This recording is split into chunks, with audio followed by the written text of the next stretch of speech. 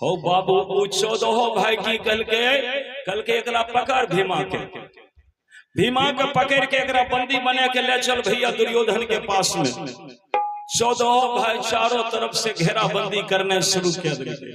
अब भीम जे हाथी के उठे देखे कहीं से किधर से हाथी आए रहे नजर जे भीम दौड़बैत रहे न चारों तरफ बस पैर गले नजर वो 14 भाई के तरफ किया पकड़े लाबैत रहे।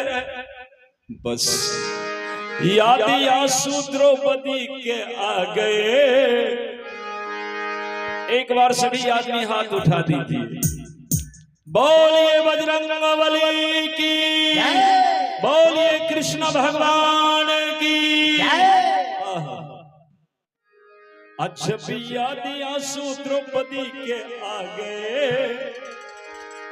द्रौपदी के जे क्षीर हरण भेले रहे लड़ाइये के घड़ी में भीम के वो दृश्य हो बाबू याद आ गए। द्रौपदी जी कानैत रहे, सबके आगे भीख मांगत रहे कि मेरी लाज बचा। आ कोई ने जे लाज बचल के वो बात भीम के याद आबि गेल। अब ज्यों ही वो बात याद आइले कि भीम तो एकदम पागल हो गए। अच्छा याद आंसू द्रौपदी को आ गए। अब पल में 14 कौरवों को खा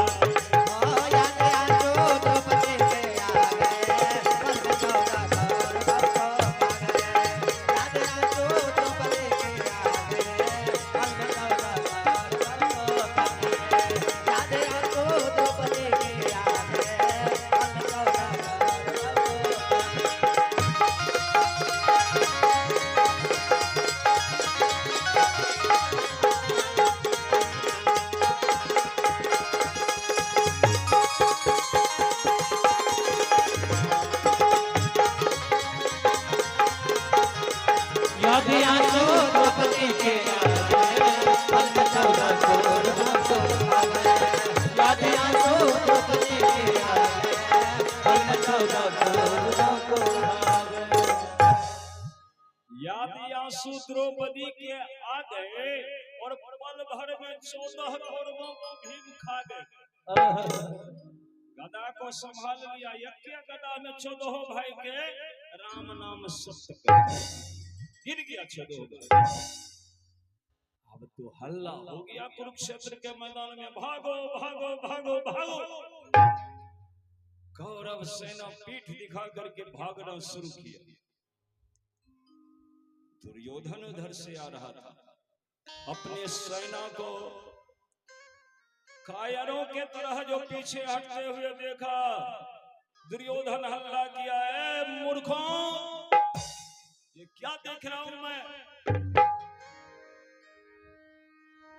अरे हिम्मतों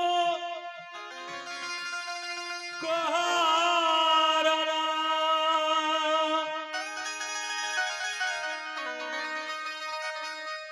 कायरों का काम है।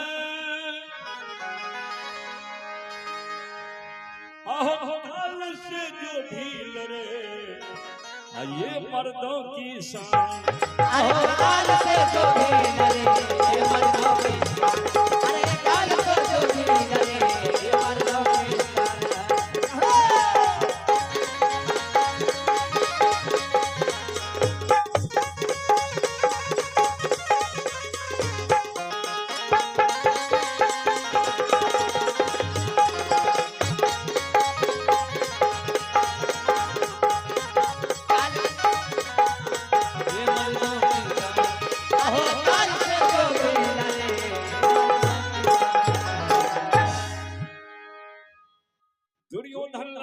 सभी सेना को कि हिम्मतों को हारना कायरों का काम है और तुम सब हिम्मत हार करके कहां भाग रहे हो? सारी सेना कहा कि युवराज आप भी भागिए, आप भी भागिए। भीम आज पागल हो गया है, किसी को बचने नहीं देगा। जाकर देखिए कैसा भयंकर युद्ध कर रहा है। आपके 14 भाई को मार डाला है। दुर्योधन जो सुना कि मेरे 14 भाई को भीम मार दिया है, अब वो किसी के रोकने से नहीं रुकता है। सीधे उस स्थान पर पहुंचा जहां उनके 14 भाई के लाश पड़ी थी। भीम उन 14 को एक तरफ से जो सलाह दिए थे, दुर्योधन जो ही ये दृश्य देखा, पछाड़ खाकर अपने भाई के लाश पर गिर गया, रोने लगा छाती पीट पीट कर, मेरे भैया तुझको ये क्या हो गया, ओहो मेरे भैया तुझको ये क्या हो गया, मेरे भैया तुझको ये क्या हो गया, अरे काहे अपने भाई से जुदा हो गया, ओ काहे अपने भाई से जुदा हो गया, काहे अपने भाई से जुदा हो गया, मेरे भैया तुझको ये क्या हो गया, मेरे भैया तुझको ये क्या हो गया, काहे अपने भैया जुदा हो गया, ओ काहे अपने भैया जुदा हो गया।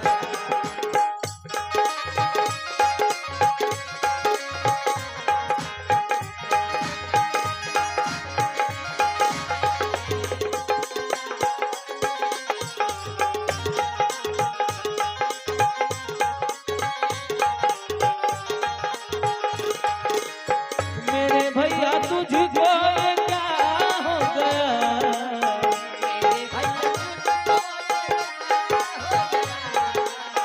मेरे भैया तुझको ये क्या हो गया, भाई अपने भाई जुदा हो गया, ओ काहे अपने भाई जुदा हो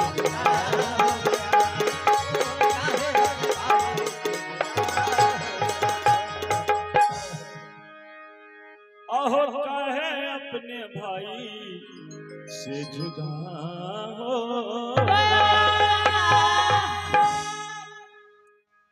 दुर्योधन अपने भाई के लाश पर छाती पीट रहा है, सर ढूंढ रहा है, शकुनी आ गया उधर से, दुर्योधन के हाथ पकड़ लिया, उठा लिया, इशारा किया कि दुर्योधन ये क्या कर रहे हो,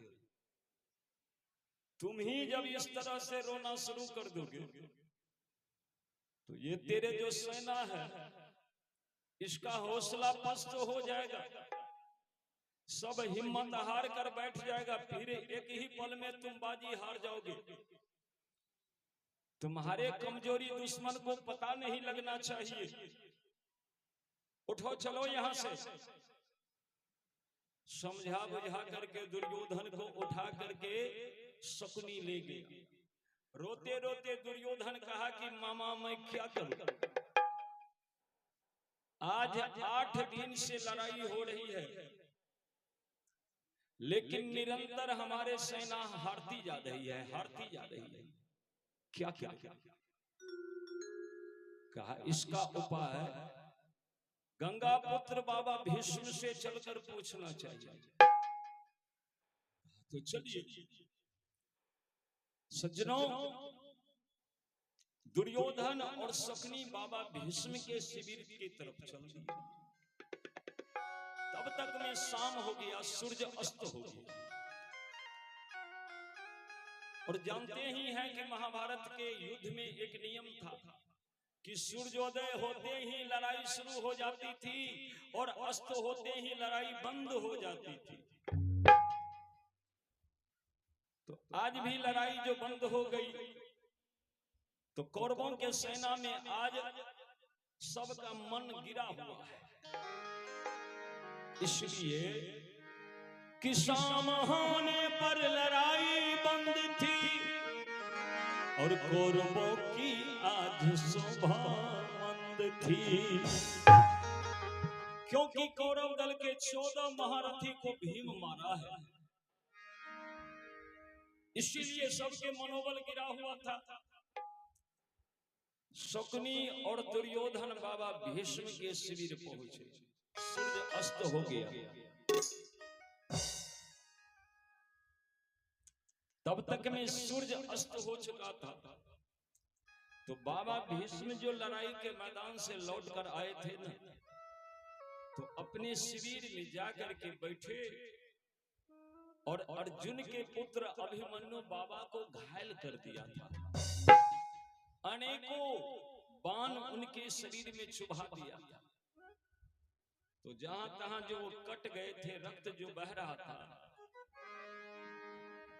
तो वैद्य जी, डॉक्टर साहब बाबा भीष्म को मरहम पट्टी लगा रहे थे, दवा लगा रहे थे, वो सभी पिला रहे थे।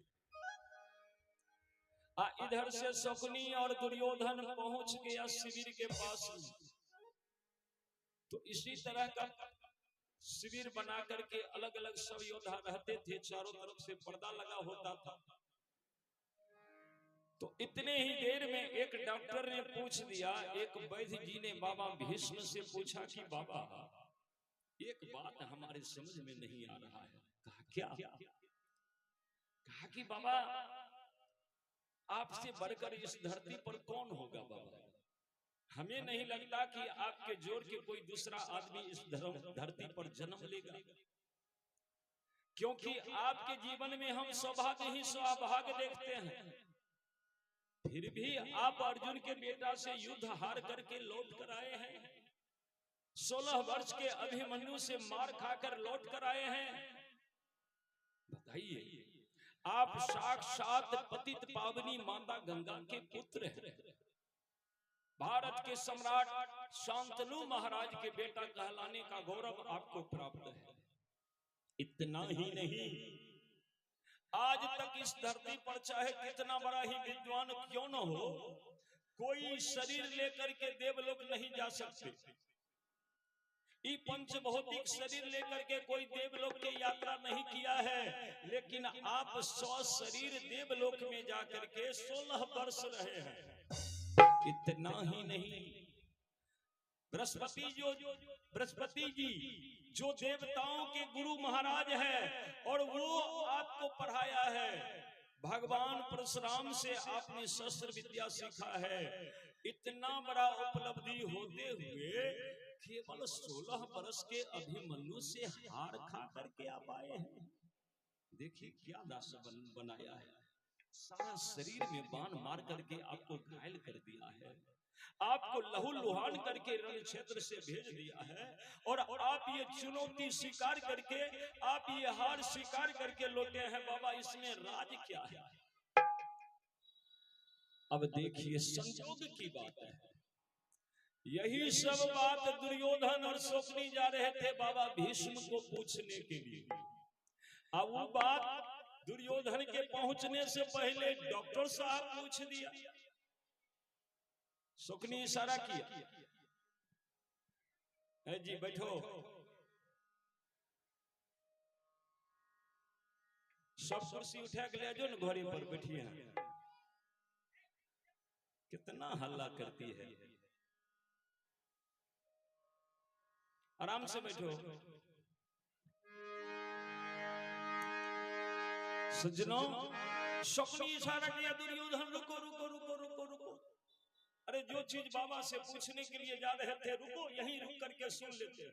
पर्दा के उस पार में शकुनी और दुर्योधन खड़ा हो गया, और यहाँ बाबा से डॉक्टर साहब पूछा, और बाबा जवाब देना शुरू कर दिया। कहा कि डॉक्टर साहब क्या बताते, आज तक तो मैं केवल इतना ही समझ रहा था कि पांडव दल में केवल एकमात्र अर्जुन है जिसके कंधा पर लड़ाई के सारा भार है। लेकिन आज जो मैं मैदान से लौट कर आया हूं, तो हमारा सोच ही बदल गया।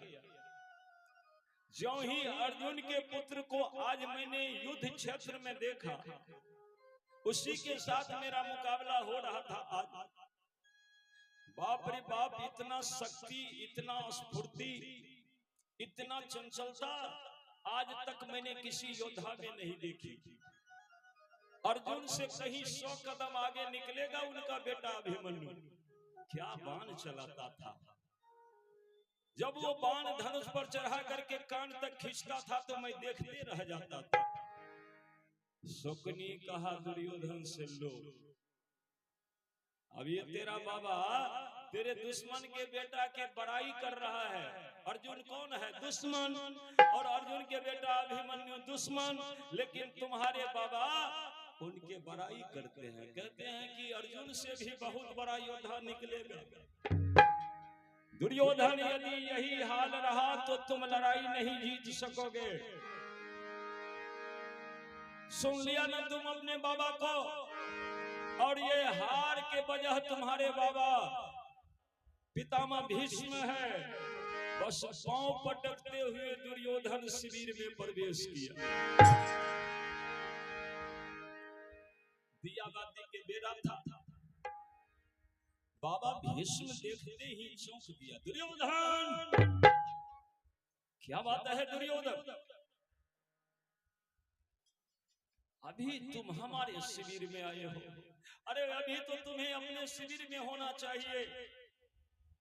चोट वोट लग गया होगा तो दवाई उवाई लेना चाहिए, तो तुम यहाँ हो। कोई बात है क्या? तो शकुनी जो सिखाया दुर्योधन को, शकुनी के सिखाने पर वो बकना शुरू किया। कहा बाबा! हाँ दुर्योधन। कहा कि बाबा आप कुछ देर के लिए इस शिविर से बाहर निकलेंगे? कहा यदि तुम कहोगे तो निकल जाएंगे। कहा तो निकलिए। बाबा को शिविर से बाहर निकाल करके लाया। कहा बाबा मैं आपको एक जगह ले ये चलना चाहता हूं।